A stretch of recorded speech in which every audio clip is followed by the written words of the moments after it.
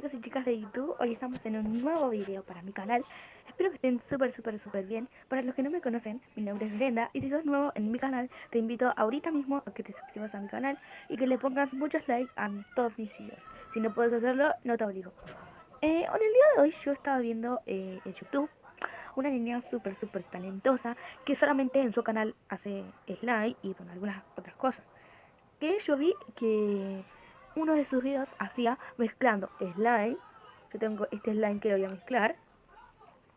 Miren, es slime fluffy. Que este tanto no me gusta, por eso lo voy a poner. Porque, o sea, no voy a poner uno que me gusta, ¿no?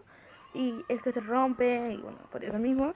Lo voy a y lo mezclaba con, ya de pensar, que lo mezclaba con masita. Ahí está. Y yo lo voy a mezclar. Ay. Es que lo puse en este coso de dulce de leche que ya no tiene. Ahí hago casi todos mis slime. Y este slime es de mantequilla, miren.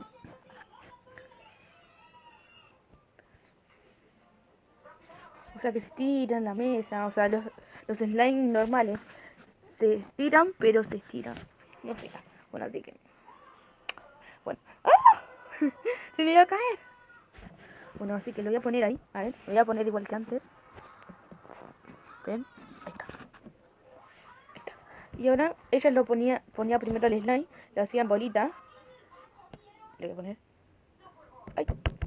Bueno, ahí está. Ahora lo voy a mezclar con la masita. Ah, no. Primero ponía la masita. Ponía la masita, así. Y después le ponía el slime arriba. Creo que así. Y ahora a ella le quedó fail. Pero yo creo que me va a quedar bien. Así que vamos a mezclarlo. A ver cómo es que queda. Ojalá que quede bien esto. Porque si no me muero. Mi slime. Yo había hecho esa masita. La había hecho para un video en YouTube. Pero el video, como YouTube está un poquito loco, el video es como que lo mandó, decía, mandado a YouTube. Pero cuando lo había puesto, no estaba. Así que, no sé, yo lo quería subir. A ver. Se me pega un poco las manos. Pero igual está bueno. Ahí creo que ya está, ¿no? Ay, está bueno. Sí, ya quedó, miren. Mira, ya la junté bien. Se estira más bien que antes, digo. Y está... ¡Ay, qué re lindo!